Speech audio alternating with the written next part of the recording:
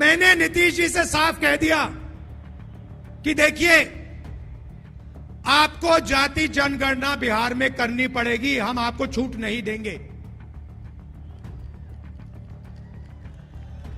और आरजेडी ने, हमने यह काम नीतीश जी पर दबाव डाल के किया। सामाजिक न्याय देने की जिम्मेदारी बिहार में हमारे गठबंधन की है। नीतीश जी की यहां कोई जरूरत नहीं है। यहां पे हम अपना काम कर लेंगे, मिलके हमारा गठबंधन यहां पे जो करना है कर देगा। नमस्कार, न्यूज 24 देख रहे हैं आप। मैं हूं सुकेश तिवारी, मेरे साथ है सुकेश रंजन और आप न्यूज 24 का खास कार्यक्रम देख रहे हैं 24 की रेस बताएंगे सुकेश। अभी अभी आपने राहुल गांधी को सुना। राहुल गांधी ने नीतीश कुमार पर निशाना साधा और बोला कि उन्हें किसी की जरूरत नहीं है। इन दिनों भारत की राजनीति में बहुत सारी घटनाएं घट रही हैं, खासकर में अलायंस की राजनीति को लेकर। नीतीश कुमार जहां बिहार में साथ छोड़ चुके इंडिया अलायंस का, वहीं यूपी में समाजवादी पार्टी ने अपनी पहली उम्मीदवारों की सूची जारी कर दी, यानी 16 उम्मीदवारों की सूची जारी की गई है। आपको बता दें, इसी बीच में बातचीत चल रही थी इंडिया अलायंस के जितने भी दल है सीट बंटवारे को लेकर। यूपी में बोला जा रहा था कि कांग्रेस को सपा 11 सीटें देने की बात कर रही है। मीटिंग चली रही थी, उसके बीच में ऑफिशियली 16 उम्मीदवारों की सूची जारी कर दी गई। इसे एक और झटके के तौर पर देखा जा रहा है। इसके अलावा ममता बनर्जी पहले ही सीट देने से इनकार कर चुकी हैं, बोली है कि अकेले चुनाव लड़ूंगी मैं बंगाल में। सर, ये जो घटनाएं हो रही हैं दिन पे दिन, लगता है कि अब सुधरेगा, अब इंडिया अलायंस में बात बनेगी, लेकिन ऐसा कुछ होता दिख नहीं रहा है। हाँ, आज एक पॉजिटिव चीज हुई है। आपने बहुत निगेटिव बता दिया, तो एक पॉजिटिव बता दूं। जो दर्शक समर्थक होंगे जी, जो ये चाहते होंगे कि इंडिया ब्लॉक अच्छा करे, उनके लिए अच्छी खबर ये है कि महाविकास अघाड़ी जो एक महाराष्ट्र में है, उसकी बैठक हुई है जी। और उसमें एक आध दो और लोगों को जोड़ा गया है। जो कहा जा रहा था कि प्रकाश अंबेडकर आ जाएंगे साथ में, तो उनको साथ लेने की चर्चा है जी। वंचित अघाड़ी जो उनकी पार्टी है, वो महाविकास अघाड़ी के साथ आ जाएगी। राजू शेट्टी जो है, उनके बारे में कहा जा रहा है वो साथ आ जाएंगे। तो टुकड़ों में कुछ अच्छी खबर इंडिया ब्लॉक के लिए आ रहा है, लेकिन थोक में जो खराब खबरें आ रही हैं वो उसको डोमिनेट कर ले रही हैं। आपने ठीक कहा, बंगाल से निकले राहुल गांधी,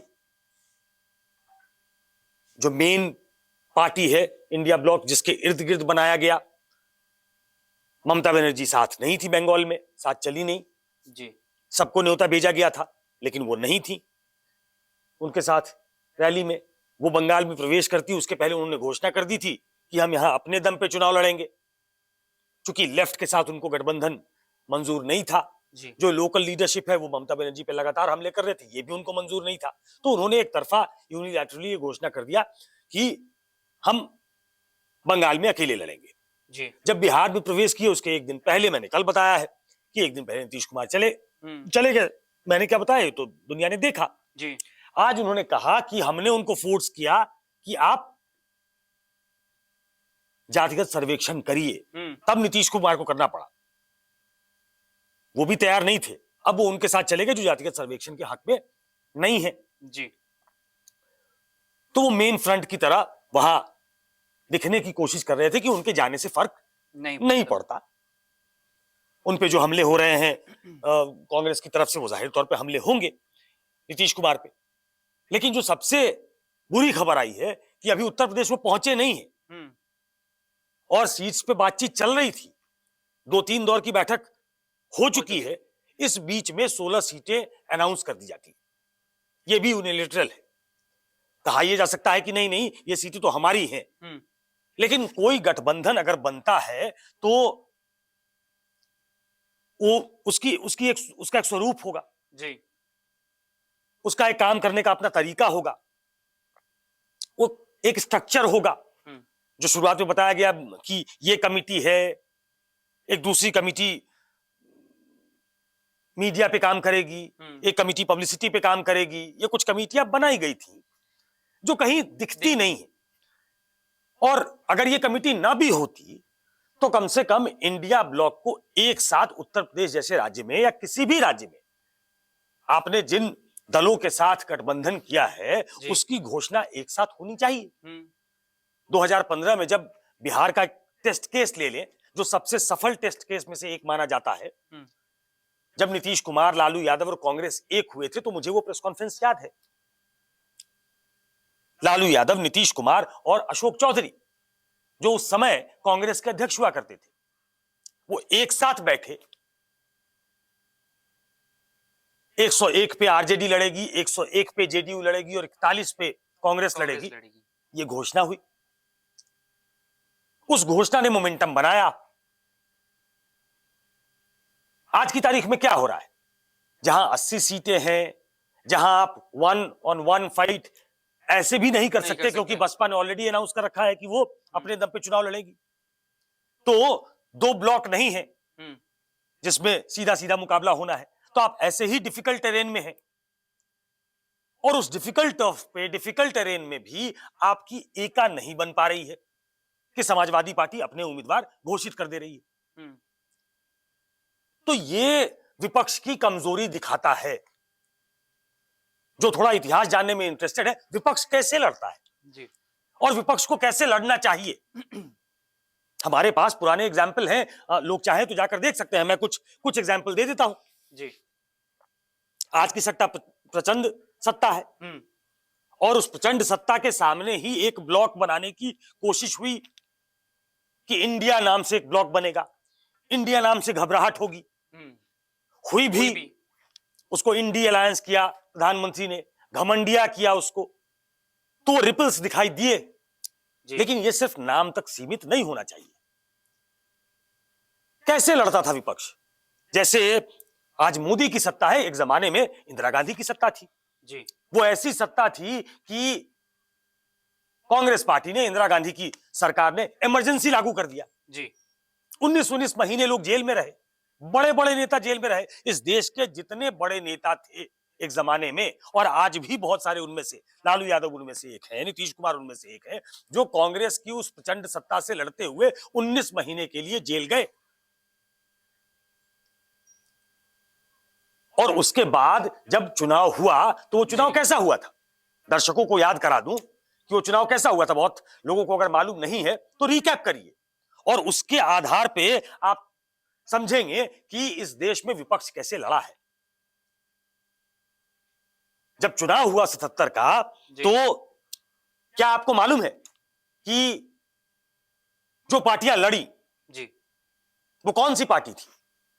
वो पार्टी थी लोकदल चरण सिंह की, वो पार्टी थी कांग्रेस ओ मोरारजी देसाई की, वो पार्टी थी जनसंघ अटल बिहारी वाजपेयी की, वो पार्टी थी जगजीवन राम की, कांग्रेस फॉर डेमोक्रेसी, वो पार्टी थी समाजवादी पार्टी जॉर्ज फर्नांडिस की।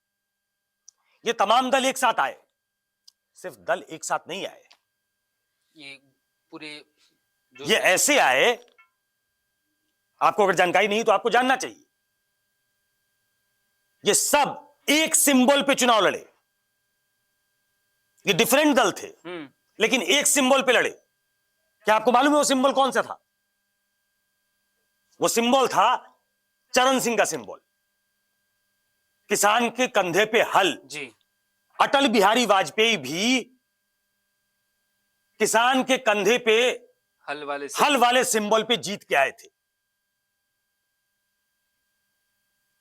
चाहे वो समाजवादी पार्टी हो, चाहे वो लोकदल हो, चाहे वो कांग्रेस हो, चाहे वो जनसंघ हो, चाहे वो जगजीवन राम की पार्टी हो, वो सभी एक साथ लड़े। सबका सिंबल एक था। एक मैनिफेस्टो रखा गया। जनसंघ 370 हटाने का उस वक्त भी समर्थक था जी। लेकिन मैनिफेस्टो में लिखा गया कि 370 को हम टच नहीं करने वाले, क्योंकि वक्त की जरूरत थी जी। सामने एक सत्ता ऐसी थी जिसके चूल्हे हिलाना जरूरी था, और इसके लिए ये सब सड़क पे ही नहीं, संसद में ही नहीं, सड़क पे भी लड़ना जरूरी था। तो सड़क पे लड़ते हुए तो जेल गए, सड़क से बाहर आए तो एक ग्रुप बनाया, एक अलायंस बनाया, एक सिंबल तय किया, उस सिंबल पे चुनाव लड़े, एक नीति बनाई, उस नीति पे स्टिक किया, और फिर 295 सीटें वो जीत कर आए। करीब 150 के आसपास, 154 या कुछ कांग्रेस पार्टी जीती और पहली बार सत्ता से बाहर हो गई कांग्रेस। यह था विपक्ष के लड़ने का तरीका। अंदाज भी कहा तो यह भी गया था, हालांकि बाद में उस पर अमल नहीं हुआ, कहा यह गया था कि चाहे कोई भी कितनी भी जीत के आए दल, उनके लिमिटेड ही मंत्री बनेंगे। एक नंबर तय किया गया था, हालांकि बाद में वो चला नहीं। मोरारजी देसाई ने अपने ज्यादा लोगों को इंडक्ट किया कैबिनेट में, चूंकि वो प्राइम मिनिस्टर थे। लेकिन मोटे तौर पे यह तय किया गया था। लड़ते हुए लड़ना नहीं है, लड़ते हुए दिखना है, यह मैसेज जाना चाहिए दूर तक, लोगों में परकुलेट करना चाहिए। इसलिए एक ऐसी विपक्ष की शक्ति तैयार हुई। बाद में जनसंघ के दोहरे इस पे सदस्यता, दोहरी सदस्यता, मतलब वो कहा गया कि आप आरएसएस के भी मेंबर नहीं हो सकते, और मतलब आरएसएस के मेंबर भी रहें और इधर भी रहें, ये दोनों नहीं हो सकता।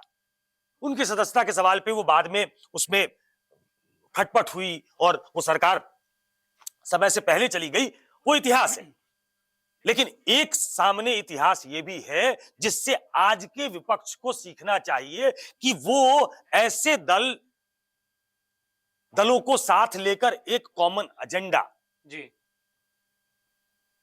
एक ब्रेव फेस भी लेकर सामने नहीं आ पा रहे। इसकी वजह क्या है, यह ढूंढना चाहिए विपक्ष को कि एक जमाने में जब इंदिरा गांधी के सामने इतने बड़े बड़े लोग सब एक साथ आ सकते हैं, जिसमें जयप्रकाश से लेकर और मोरारजी देसाई से लेकर, चंद्रशेखर से लेकर, जॉर्ज फर्नांडिस से लेकर, अटल बिहारी वाजपेयी से लेकर, चरण सिंह से लेकर, तमाम बड़े नेता थे। सबकी अपनी कॉन्स्टिट्यूएंसी थी जी, सबकी अपनी महत्वाकांक्षाएं थी, लेकिन लड़ने का मादा था, लड़े और हराया। आज वो दिखता नहीं है। सर एक और सवाल ये भी है कि उस वक्त जो आपने बताया कि सब एक साथ लड़े, अपने एजेंडे को भूले, एक एजेंडा तय किया गया, उसके साथ कांग्रेस के सरकार के सामने खड़े हुए, तो सबने कुछ ना कुछ कॉम्प्रोमाइज किया था। आपको नहीं लगता बंगाल, यूपी, बिहार, इन सभी एग्जांपल्स को देखिए कोई कुछ छोड़ना नहीं चाहता, सब चाहते कि मुझे जितना मिल जाए उतना ले लूं, कोई आगे नहीं बढ़ना चाहता, खासकर मैं अलायंस को देख के। और अभी तो कुछ महीने बचे, अब इसमें क्या कर लेंगे? देखिए, हाल के सालों में अलायंस की पॉलिटिक्स बहुत मैच्योर हुई है, क्योंकि 10 साल 2004 से 14 तक अलायंस की सरकार रही जी, 98 से 2004 तक अलायंस की सरकार रही। नरेंद्र मोदी की सरकार भी अलायंस वाली सरकार है, तो उसमें रीजनल एस्पिरेशंस बहुत इंपॉर्टेंट है। लेकिन क्षेत्रीय क्षत्रपों की जब महत्वाकांक्षा हो जाएगी तो आपको एक कॉमन ग्राउंड नहीं मिलता, एक कॉमन पेज नहीं बनता जिसपे सब लोग आ जाएं। जी, मैं आगे का एग्जांपल दे दूं, इसका जवाब तो मैं दे चुका हूं कि सबकी अपनी महत्वाकांक्षा कहीं ना कहीं है जी। ममता बनर्जी को लेफ्ट से दिक्कत है तो वो झुकने को तैयार नहीं है, वो एल्बो रूम देने के लिए कांग्रेस को भी तैयार नहीं है। बिहार में कांग्रेस से जेडीयू और आरजेडी को दिक्कत थी कि भाई ये इनकी फुटप्रिंट्स है नहीं, इनको क्यों सीटें दें। आप सीटें दें ना दें, लेकिन एक कॉमन ग्राउंड होना चाहिए, एक फेस होना चाहिए। बाद में देख लीजिए ना, 96 आ जाइए, जिस समय 13 दिनों में अटल बिहारी वाजपेयी की सरकार गिर गई, उस समय हरकिशन सिंह सुरजीत जैसे नेता थे। क्या लेफ्ट, क्या समाजवादी पार्टी, क्या कांग्रेस, सब एक साथ मिले और उन्हें डिसलॉज करना था, उन्होंने डिसलॉज कर दिया। 96 में बाद में आ गया, 89 चले जाइए। आज जो राइट में है या जो राइटिस्ट पार्टी है जी, वो लेफ्टिस्ट के साथ थे। वीपी सिंह जनता दल के प्राइम मिनिस्टर बने, जनता दल में थे वो, और राइट और लेफ्ट दोनों उनको समर्थन कर रहे थे। क्यों? क्योंकि कांग्रेस से लोहा लेना था। कांग्रेस उस समय पैन इंडिया पार्टी थी, उसकी रीच बहुत ज्यादा थी। बीजेपी एक ऐसी पार्टी थी जो काउ बेल्ट की पार्टी मानी जाती थी, और फिर जब एक ऐसी सत्ता जिसको रोकने का काम करना था तो लेफ्ट और राइट दोनों एक साथ आए। वो प्रयोग भी बाद में असफल रहा, चूंकि मंडल कमीशन का दौर आ गया, जी। वीपी सिंह उसके मसीहा बनना चाहते थे।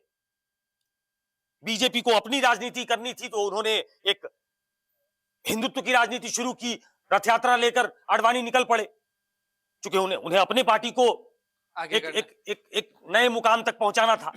लेकिन जब लड़ाई हो रही थी तो वो लड़ाई साफ साफ दिखती थी। जी। तो चाहे वो आप 77 की लड़ाई ले लें, चाहे वो आप 89 की लड़ाई ले लें, चाहे वो आप 96 की लड़ाई ले लें, या फिर अटल बिहारी वाजपेयी के खिलाफ तो 2004 में लड़ाई हुई, तो एक साथ नहीं लड़ाई हुई थी, विपक्ष एक साथ नहीं लड़ा जी। लेकिन उन्हें हटाने के लिए बाद में वो एक साथ आ गए और वो सरकार फिर 10 साल तक चली।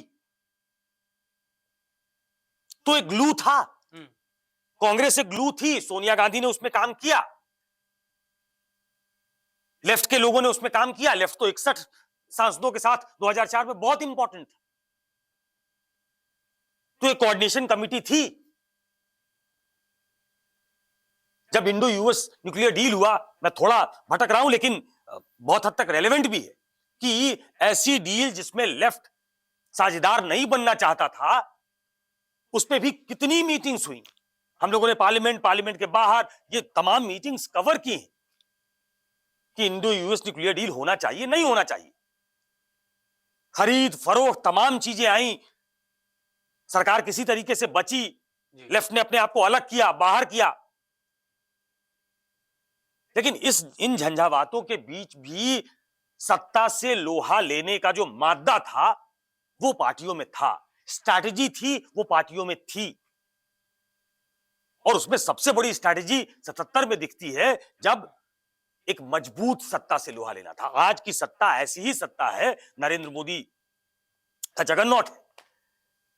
आप उसके सामने अगर लड़ना चाहते हैं तो कुछ चीजों पे आपको कुछ चीजें ऐसी होंगी जिस पे आपको एक कॉमन ग्राउंड बनाना पड़ेगा। जी।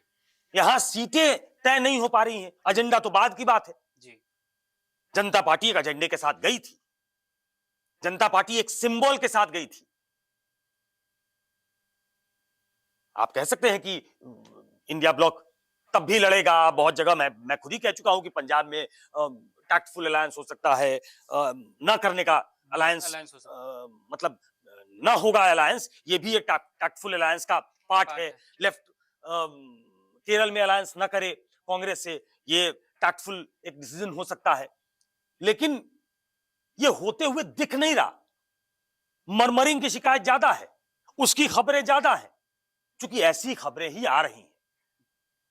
वो अप्रोच जो है वो ऐसा नहीं दिख रहा कि ये एक ऐसा अप्रोच है जिससे आप सत्ता से लड़ते हुए दिखाई दे रहे हो। तो जनता को ये पुरानी बातें बताकर मैं ये दिखाना चाह रहा हूं कि आज का अलायंस एक मजबूत सत्ता के सामने लड़ते हुए दिख नहीं रहा जी। और वो भी तब जबकि आज आपके पास फैलने की, बात पहुंचाने की ज्यादा साधन है, जरिया ज्यादा है। लेकिन दुर्भाग्य यह है कि वैसा होता हुआ दिख नहीं रहा। मतलब बेसिकली आपने समझा कि कहां पे चूक रहा है अभी का इंडिया अलायंस, कहां समझना चाहिए था, कहां कॉम्प्रोमाइज करना चाहिए था और कैसे निकल के सामने आना चाहिए था। देखिए कुछ ही महीने बचे हैं लोकसभा चुनाव में और उतना वक्त रह नहीं गया है। अभी सीट शेयरिंग की बात भी फाइनल नहीं हुई है, एजेंडा तो बहुत दूर की बात है। देखते हैं क्या होता है। फिलहाल राहुल गांधी अभी बिहार में है, यूपी में अनाउंस हो चुका है, अब यूपी पहुंचते हैं तो क्या कुछ होता है ये भी देखने वाली बात होगी। फिलहाल इस वीडियो में इतना ही।